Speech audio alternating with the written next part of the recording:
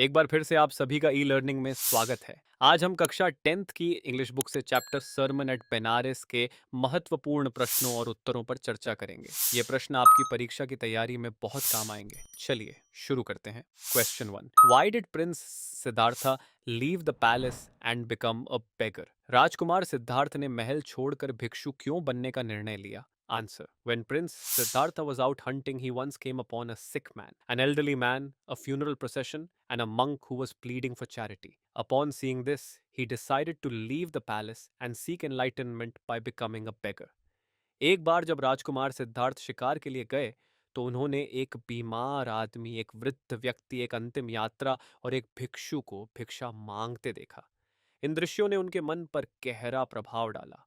तब उन्होंने महल छोड़कर भिक्षु बनकर सत्य और ज्ञान की तलाश करने का निश्चय किया। Question 2, what do you know about the early life of Buddha? Buddha के प्रारंभिक जीवन के बारे में आप क्या जानते हैं? Answer, Gautama Buddha was born in a royal family. His childhood name was Siddhartha. At the age of 12, he was sent away for schooling in Hindu sacred scriptures, and 4 years later, he got married to a princess. Gautam Buddha का जन्म एक राजघराने में हुआ था। उनके बचपन का नाम सिद्धार्थ था। जब वे 12 वर्ष के हुए तो उन्हें हिंदू धर्म ग्रंथों की शिक्षा के लिए भेजा गया। 4 साल बाद उनकी शादी एक राजकुमारी से कर दी गई। Question 3, where did Buddha preach his first sermon? Gautam Buddha ने अपना पहला उपदेश कहाँ दिया? Answer, Gautama Buddha preached his first sermon at the city of Benares, which is regarded as the holiest of the bathing places on the river Ganges. Gautam Buddha ने अपना पहला उपदेश वाराणसी में दिया, जिसे गंगा नदी के किनारे स्थित सबसे पवित्र स्थानों में से एक माना जाता है। Question 4, how did Kisa Gotami realise that life and death is a process?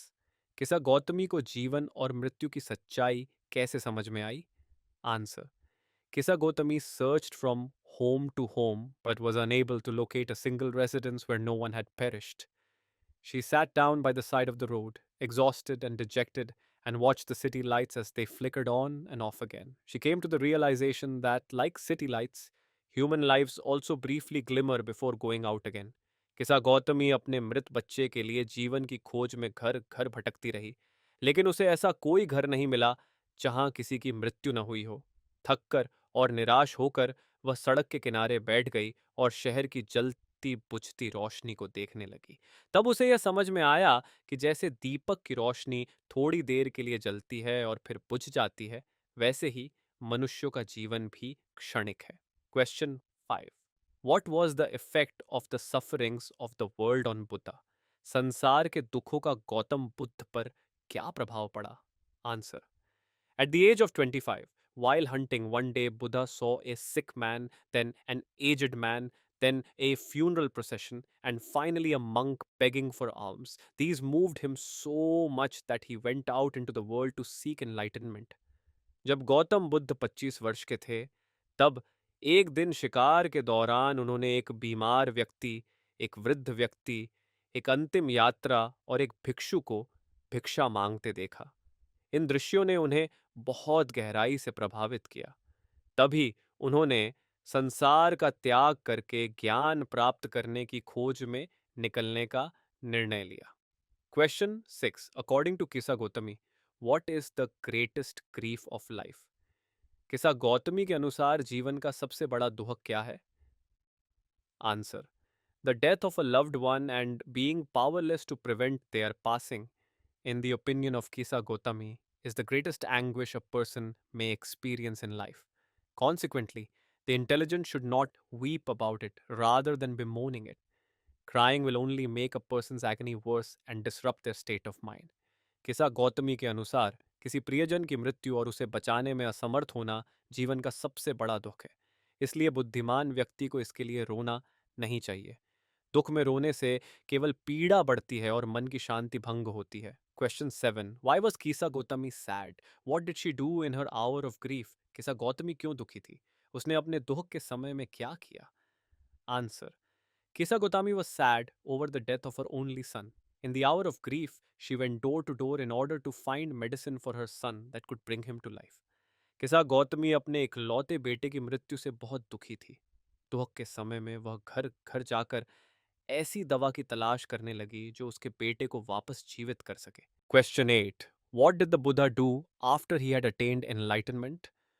Buddha ने ज्ञान प्राप्त करने के बाद क्या किया? Answer, when Buddha attained enlightenment, he started preaching and telling people about life and its meaning. He spread his preachings far and wide so that people.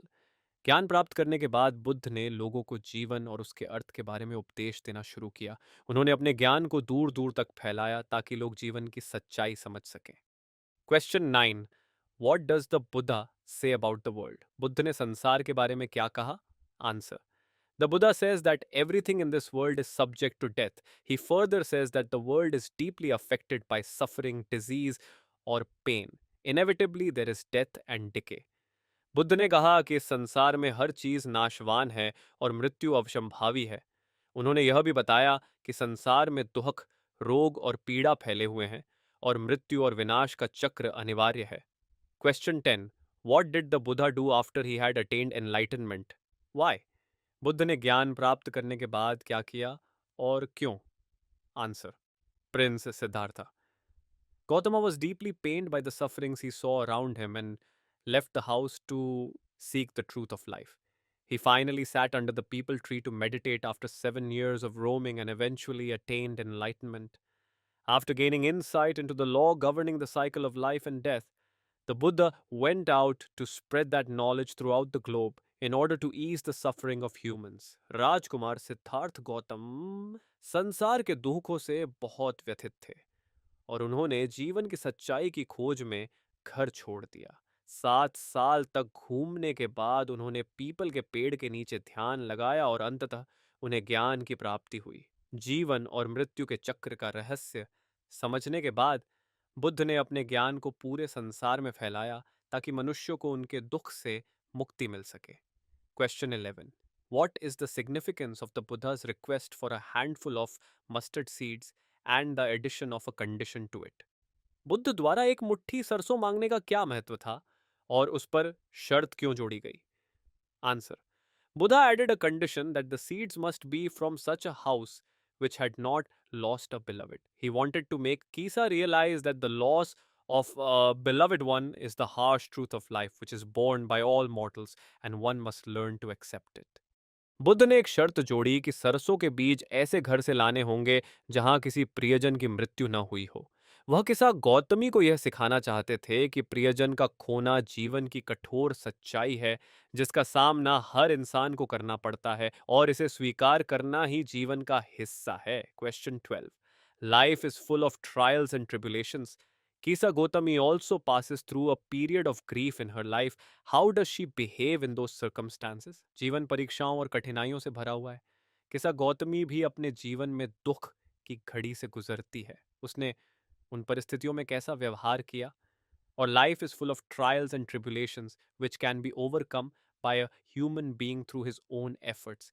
Explain with reference to Kisa Gotami's life. Answer, Kisa Gotami's only kid passed away and she was devastated. She carried her lifeless infant to her neighbors so they might give him medicine to revive him. She was unwilling to accept the death and her neighbors believed she had become insane. किसा गौतमी का इकलौता बेटा मर गया था और वह गहरे दुहक में डूब गई थी। वह अपने मृत बच्चे को लेकर पड़ोसियों के पास गई ताकि कोई उसे कोई दवा देकर जीवित कर सके, लेकिन वह अपने बेटे की मृत्यु को स्वीकार नहीं कर पा रही थी और पड़ोसी उसे पागल समझने लगे। Someone then proposed that she meet Gautama Buddha. She received an exercise from Gautama Buddha when they first met. She was asked to collect mustard seeds from a house where no one has ever died. She searched every home but couldn't find a single one where nobody had passed away. In this way, she came to understand that everyone who is born will eventually pass away. किसी ने उसे गौतम बुद्ध से मिलने की सलाह दी।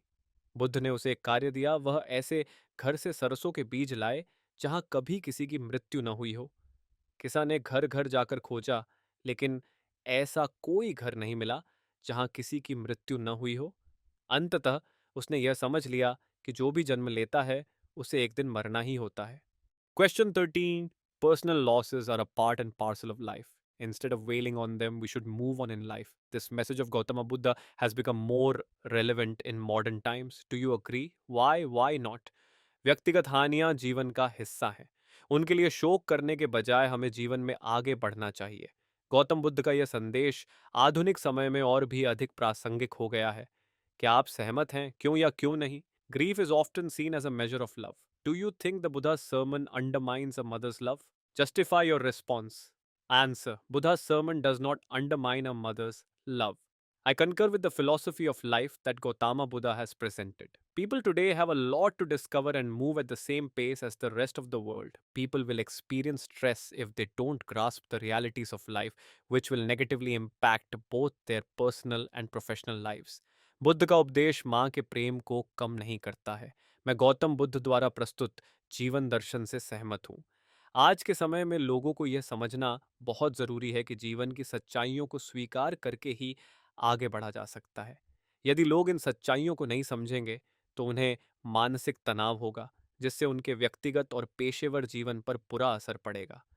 Humans must realize that everyone who is born will eventually have to pass away. Being depressed or crying over the loss serves no purpose. In such circumstances, people should maintain their composure and serenity. They ought to accept the facts and continue living. हर जीवित व्यक्ति को एक दिन मरना है। दुख या रोना धोना किसी भी समस्या का समाधान नहीं है। ऐसे समय में हमें शांति और धैर्य बनाए रखना चाहिए और जीवन की सच्चाई को स्वीकार करके आगे बढ़ते रहना चाहिए। तो विद्यार्थियों, ये थे सरमन एट बनारस के कुछ महत्वपूर्ण प्रश्न और उनके उत्तर। आशा है कि यह वीडियो आपकी समझ को बेहतर बनाएगा और परीक्षा की तैयारी में मदद करेगा। अगर आपको यह वीडियो पसंद आया हो तो इसे लाइक और शेयर करना न भूलें और हमारे चैनल को सब्सक्राइब करें ताकि आप आने वाले सभी महत्वपूर्ण वीडियो को देख सकें। धन्यवाद।